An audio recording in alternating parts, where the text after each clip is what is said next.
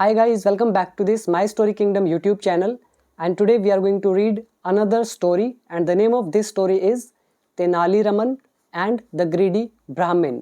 मतलब तेनाली रमन और लालची ब्राह्मण।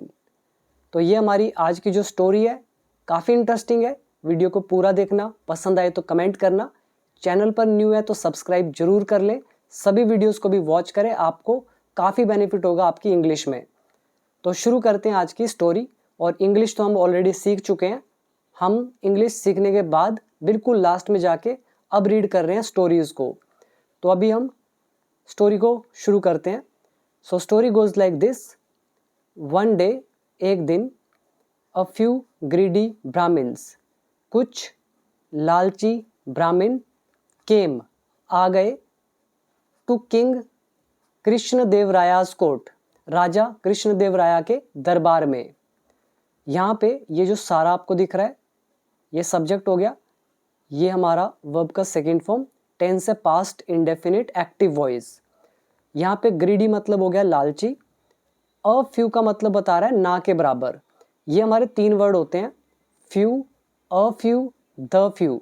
ऐसे ही होता है little, a little, the little. इसका एक कंप्लीट चैप्टर है वर्कबुक पार्ट 3 के अंदर, जो मेरे एडवांस्ड लेसन्स है कोर्स के अंदर। तो उसमें फ्यू का मतलब है ना के बराबर, अ फ्यू मतलब ना से थोड़ा सा अप लेकिन है कम, और द फ्यू मतलब है कम लेकिन जितना भी है सारा का सारा। ऐसे ही लिटल हम यूज़ करते हैं, लिटल मतलब ना के बराबर, अ लिटल मतलब थोड़ा सा है लेकिन ना के बराबर ही है, कम ही है लेकिन है कुछ, और द फ्यू मतलब है थोड़ा लेकिन जितना भी है सारा का सारा। और फ्यू हम काउंटेबल नाउन के लिए यूज़ करते हैं, जिसको गिन सकते हो। जैसे फ्यू ब्राह्मण्स की बात हो रही है, ब्राह्मण्स यहाँ पे नाउन है, तो कितने हैं, ना से थोड़े से ज़्यादा लेकिन है कम। ऐसे लिटल यूज़ करते हैं अनकाउंटेबल के लिए, जिसको गिन नहीं सकते हैं। उम्मीद करता हूँ मेरी बात आपको समझ में आई होगी। अगर सिर के ऊपर से जा रही है तो इसका मतलब है आपने अभी तक इंग्लिश को नहीं सीखा है। और आप में से अगर इंग्लिश सीखने के लिए कोई इंटरेस्टेड है, बिल्कुल बेसिक से एडवांस लेवल तक सीखना चाहता है, क्योंकि मैं ऑलरेडी कंप्लीट इंग्लिश सिखा चुका हूँ एडवांस लेवल तक, 500 से ज़्यादा वीडियोज़ है जिसमें सारे रूल्स कवर अप हैं। तो अगर आपको ज्वाइन करना है तो आप ऐप डाउनलोड कर लेना। ऐप का नाम है बिकम इंग्लिश चैम्पियन, लिंक है नीचे डिस्क्रिप्शन बॉक्स में, या प्ले स्टोर से भी डाउनलोड कर सकते हो। बाकी डिटेल आपके सामने लिखी हुई है। और वोकैबुलरी जो है 3500 से ज़्यादा इसके अंदर गिवन है, रूल्स को हटाकर, यानी कि रूल्स के अलावा 3500 वर्ड मीनिंग, जो कि एक बहुत अच्छा लेवल होता है। तो बाकी आप देख लेना, आपकी मर्जी है। और जो मैं आपको रूल्स एक्सप्लेन कर रहा हूँ ये मैं सिखा चुका हूँ, और स्टोरीज़ के अंदर मैं आपको इसीलिए बताता हूँ ताकि आप वेरीफाई कर सको कि जो आपने सीखा है वो यूज़ होता भी है प्रैक्टिकली कि नहीं होता। तो अब आपको कंफर्म हो रहा होगा कि सभी रूल यूज़ होते हैं। तो ये हमारा अ फ्यू का लेसन। देन ये पास्ट इंडेफिनिट। आगे देखो, दे सैड टू द किंग, उन्होंने राजा से कहा। अब यहाँ पे डबल इन्वर्टेड कॉमाज लगाए हुए हैं, तो ये ब्राह्मण्स के एग्जैक्ट वर्ड है। दिस इज डायरेक्ट नरेशन या डायरेक्ट स्पीच। उन्होंने कहा, योर मेजेस्टी, जहाँ पना या फिर महाराज, we are going to perform, हम करने वाले हैं। ये गोइंग टू जो है ये बताता है फ्यूचर प्लान को, जैसे हम परफॉर्म करने वाले हैं। अब यहाँ पे हमने बोला वाले हैं में हम अबाउट टू का यूज़ करते हैं। अबाउट टू होता है जस्ट कुछ ही पल में कुछ काम होने वाला है, जैसे the wall is about to fall, कि दीवार गिरने वाली है। और गोइंग टू फ्यूचर प्लान को बताता है, यानी कि फ्यूचर में कब होगा, टाइम फिक्स नहीं होता, कभी भी हो सकता है, तो हम अबाउट टू की जगह लिखते हैं गोइंग टू। तो ये भी हमारा वर्कबुक पार्ट 3 का लेसन। तो महाराज हम परफॉर्म करने वाले हैं अ वेरी स्पेशल रिचुअल, एक बहुत ही विशेष अनुष्ठान। रिचुअल मतलब होता है अनुष्ठान। दैट जो, विल ब्रिंग जो लेकर आएगा। दैट यहाँ पे रिलेटिव प्रोनाउन है, यूज़ किया गया है रिचुअल के लिए। ये जो रिलेटिव प्रोनाउन का चैप्टर है वो है हमारा वर्कबुक पार्ट 2 में, लास्ट के 10 चैप्टर्स के अंदर डिटेल में कवर अप है, देखना। तो that is a relative pronoun here. और भी रिलेटिव प्रोनाउन होते हैं, जैसे हु हो गया, हुज हो गया, हुम हो गया, तो ये सब आप वहाँ से चेक कर सकते हो। दैट के हमारे 3 केसेस होते हैं, मतलब दैट को रिलेटिव प्रोनाउन के रूप में 3 तरह से यूज़ करते हैं, तो वो आप चेक कर लेना। और अब आप देख रहे हो आपके सामने। तो दैट विल ब्रिंग, जो लेकर आएगा, यहाँ पे दैट सब्जेक्ट का भी काम करेगा और ब्रिंग वर्ब की फर्स्ट फॉर्म विल लगा, फ्यूचर इंडेफिनिट। तो कौन सा स्पेशल रिचुअल? जो लेकर आएगा क्या? रेन, पीस एंड प्रोस्पेरिटी, यानी कि बारिश, शांति और समृद्धि। कहाँ पे लेके आएगा? टू योर किंगडम, आपके राज्य में। तो ये कहा उन ब्राह्मण ने। बट लेकिन वी नीड, हमें जरूरत है 1000 गोल्ड कॉइन्स, 1000 सोने के सिक्कों की, टू स्टार्ट इट, इसे शुरू करने के लिए। ये हमारा देखो वी आ गया, नीड वर्ब की फर्स्ट फॉर्म, बाकी सारे अदर वर्ड, ये हमारा नीड प्लस नाउन का चैप्टर। और जब अदर वर्ड के अंदर टू प्लस वर्ब की फर्स्ट फॉर्म आती है तो यहाँ पे ज़्यादातर हमारी सेंस निकलती है के लिए, टू स्टार्ट इट, इसे शुरू करने के लिए। इसमें आप वर्ड मीनिंग याद करो, ग्रीडी लालची, दूसरा है रिचुअल अनुष्ठान, प्रोस्पेरिटी समृद्धि, और इसमें सब कुछ आसान है। और परफॉर्म का मतलब एक प्रदर्शन करना होता है, किसी टीम ने कैसा परफॉर्म किया, और यहाँ पे करने से है कुछ भी चीज़ करना, परफॉर्म करना। इसके बाद हमारा next paragraph, the king respected Holi man. Holi मतलब होता है पवित्र, और मैन इज आदमी, रिस्पेक्टेड यहाँ पे वर्ब की सेकंड फॉर्म, किंग या सब्जेक्ट। ये पास्ट इंडेफिनिट है, लेकिन हिंदी क्या निकलेगी? आप ऐसा नहीं बोलोगे राजा ने होली मैन का आदर किया, ऐसा नहीं है इसका हिंदी। इसका मतलब है राजा, ये जो पवित्र आदमी है, इनकी इज्जत करता था। अब आप कहोगे करता था, तो ये तो यूज्ड टू का चैप्टर हुआ, the king used to respect. अब ये जो रिस्पेक्टेड आपको दिख रहा है, ये हमारा क्या एक स्टेटिव वर्ब है, और स्टेटिव वर्ब में हम वुड ना भी लगाएं, यूज्ड टू ना भी लगाएं, तो उसको सिंपली हम पास्ट इंडेफिनिट में लिख सकते हैं। हिंदी आप निकालोगे, the king respected Holi man, Raja Holi man की इज्जत करता था या किया करता था। सो इसीलिए ही अग्रीड, वह सहमत हो गया, एंड और गेव देम, और उन्हें दे दिया 1000 गोल्ड कॉइन्स, 1000 सोने के सिक्के। लेटर, बाद में, when the court was empty, जब दरबार खाली था, Tenaliraman came to know about this, Tenaliraman को इस बारे में पता चला। ये हमारा लेसन है पास्ट कॉम्बिनेशन। व्हेन के साथ हमारा ये टेंस हो गया सिंपल पास्ट, उसके बाद कोमा लगाया, फिर हमारा टेंस के अकॉर्डिंग यह है past indefinite. Come to know second form is came to know, पता चलना।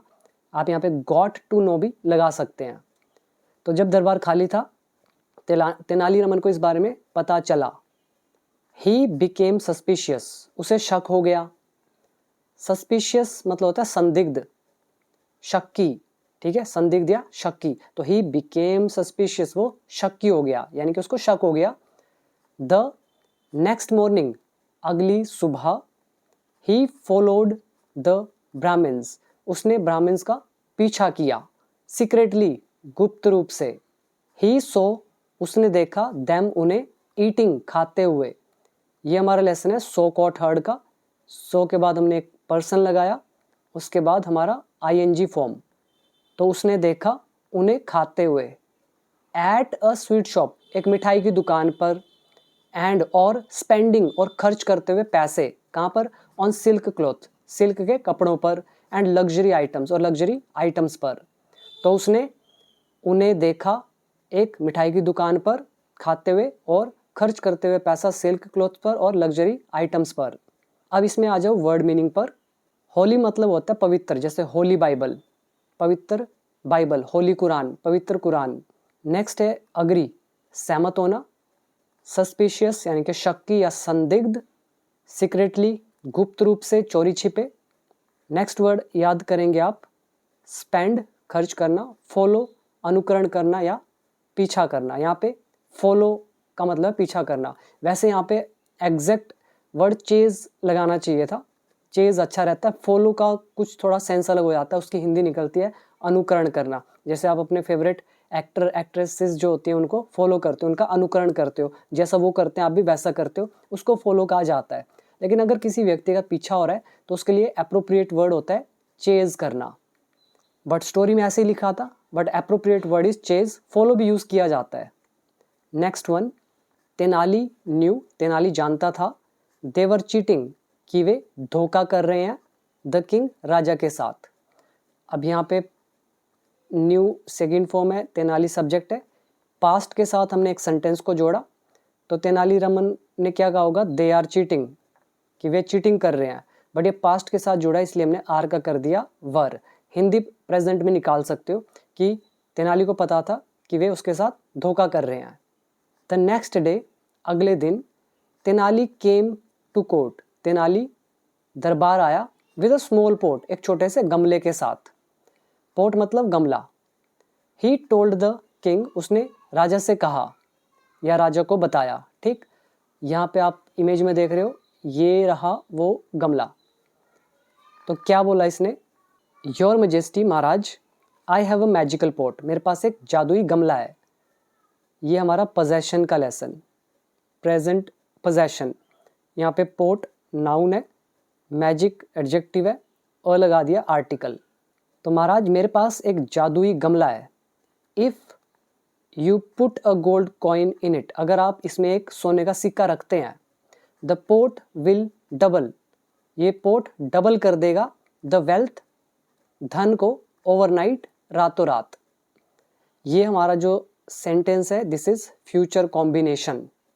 इफ के साथ हमारा प्रेजेंट इंडेफिनिट, कोमा लगा के अगले वाला फ्यूचर में अकॉर्डिंग टू टेंस। तो ये उसने कहा कि ये एक जादुई गमला है, अगर आप एक सोने का सिक्का रखोगे इसमें, तो ये ओवरनाइट क्या करेगा, वेल्थ को यानी कि धन को डबल कर देगा। इसमें वर्ड मीनिंग याद करेंगे, चीट करना, धोखा देना, और दूसरा आप याद करेंगे मैजिक पॉट, जादुई गमला, ओवरनाइट, रात रात में या रातों रात, और पुट मतलब रखना, वेल्थ मतलब धन। नेक्स्ट वन, आगे लिखा है द किंग वॉज सरप्राइज्ड, राजा आश्चर्यचकित हुआ। सरप्राइज्ड यहाँ पे वर्ब की थर्ड फॉर्म है, किंग यहाँ ऑब्जेक्ट है, वॉज लगा है, पास्ट इंडेफिनिट पैसिव वॉइस। तो राजा आश्चर्यचकित हुआ, एंड और आस्क्ड, और उसने पूछा। अब यहाँ पे आस्क्ड सेकंड फॉर्म है, इस आस्क्ड का सब्जेक्ट कौन होगा, किंग।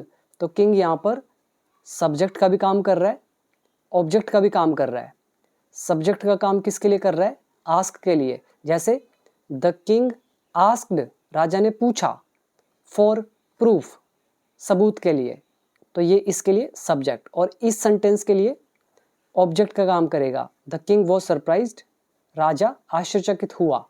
क्लियर हुआ, एंड से जोड़ा गया है सेंटेंसेस को, दोनों पास्ट इंडेफिनिट है, एक एक्टिव और एक पैसिव।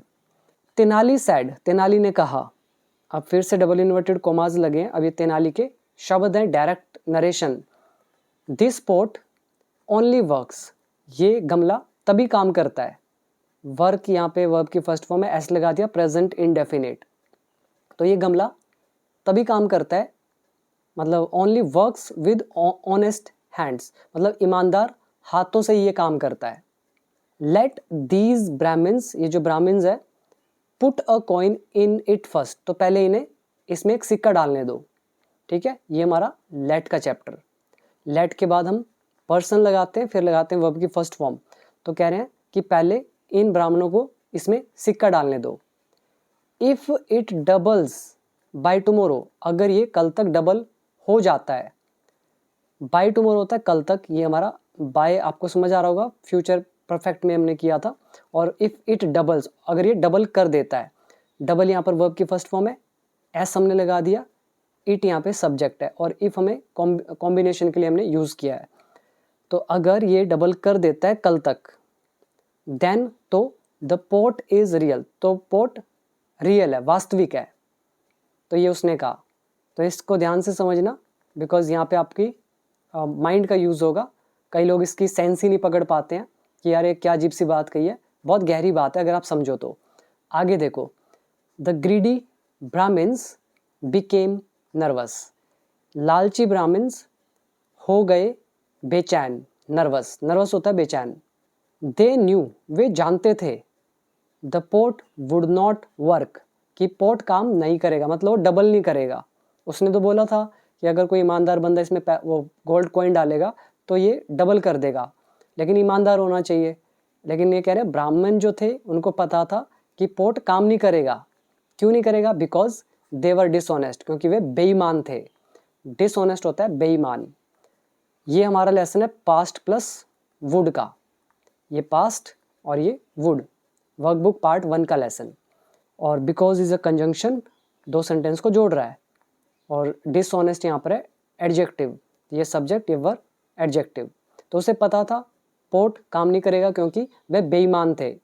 दे मेड एक्सक्यूजेज, उन्होंने बहाने बनाए। दे सब्जेक्ट, मेक एक्सक्यूजेज होता है बहाने बनाना, मेक का सेकंड फॉर्म मेड। उन्होंने बहाने बनाए एंड लेफ्ट द कोर्ट, और कोर्ट से निकल गए। लीव का second form left, past indefinite. Now next, the king understood, राजा समझ गया, द ट्रूथ सच्चाई, एंड और थैंक्ड और धन्यवाद दिया तेनालीरामन को। अंडरस्टूड है सेकंड फॉर्म, थैंक्ड है सेकंड फॉर्म, किंग यहाँ पर है subject, past indefinite active voice. क्यों धन्यवाद किया और किसके लिए? फॉर एक्सपोजिंग, उजागर करने के लिए, खुलासा करने के लिए। किसका? द फ्रॉड, धोखाधड़ी का। फ्रॉड मतलब धोखाधड़ी, एक्सपोज मतलब सामने ला देना, प्रकट कर देना, उजागर कर देना, ठीक है, एक्सपोज करना। तो ये थी हमारी स्टोरी। इसका मॉरल क्या निकलता है, पहले वर्ड मीनिंग देख लेते हैं ऊपर।